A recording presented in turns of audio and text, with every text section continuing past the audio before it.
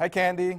Hi, Ben. How are you? I am doing great. How about yourself? Doing well, thanks. Thank you so much for joining me. I appreciate it. Oh, my pleasure.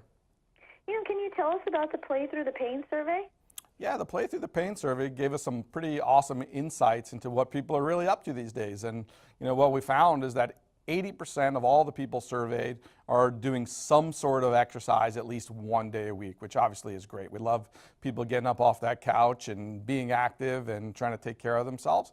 And then 25% of them are actually so into it that they're doing literally every single day. So they're doing 7 days a week. What can we do to minimize sports-related pain before a workout?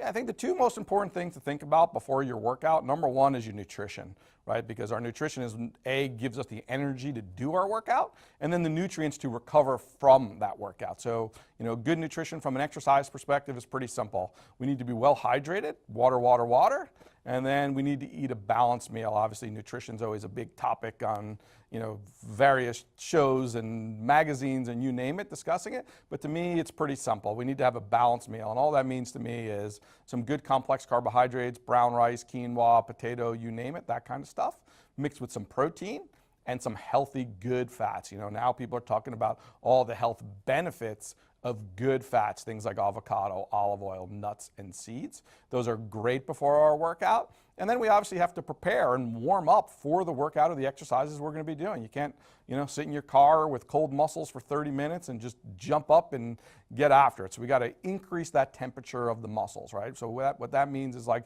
we always hear muscles are like rubber bands. If I took my rubber band and I threw it in the freezer and then pulled it out and tried to stretch it, it would snap. And everybody can kind of visualize that kind of idea. But so we don't want our muscles to be like the frozen rubber band.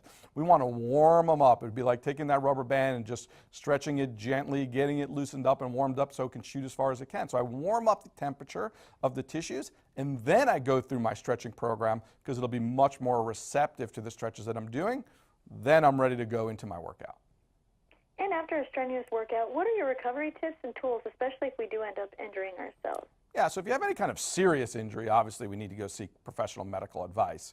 But general kind of aches and pains and just soreness from workout, the two big things that I really love, number one is the foam roller. And any gym in the world you go to these days has a foam roller. It looks like a giant rolling pin that we kind of roll our bodies around on. And if you don't go to a gym and you don't have one, you can find them at pretty much any sporting goods store all over online, you name it. But it's a version of self-massage, and it basically allows us to regain the length in our tissues and break down some of the density we created by shortening our muscles during our workout. So I love that. And then obviously, all good workouts, most people say, oh, I had such a good workout, my muscles are feeling a little sore. So from that perspective, I love to grab the ThermaCare Ultra Pain Relieving Cream with its 4 powerful pain-fighting ingredients, rub that into my muscles, rub it into those achy joints. It kind of gives me this warm, soothing feeling that allows me to get back after it the next day.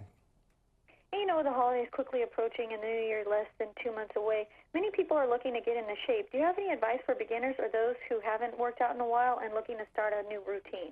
Yeah, I think the key to starting any type of new routine is have realistic expectations and start slow. I mean, you don't need to go to the gym and do an hour-long boot camp to think that you're going to get in shape. That's not really the best way to go approach it. I would start with 3 or 4 days a week. You might start with, a light walking session is all you need to do, 15, 20 minutes. You could go to the gym and start with light weights, body weight type exercises and stuff like that. But my goal for people who always get started is feel success. And if you start with something and have realistic, simple goals to start with, you will feel like you're accomplishing your goals and you'll want to do more and more. If you set out I'm going to go to the gym every single day, I'm going to do boot camp, and I'm going to do this, I'm going to do that, most of the time your body's not ready for it and you end up injured and you get frustrated with how you're feeling. So taste some success, and that success will breed more success.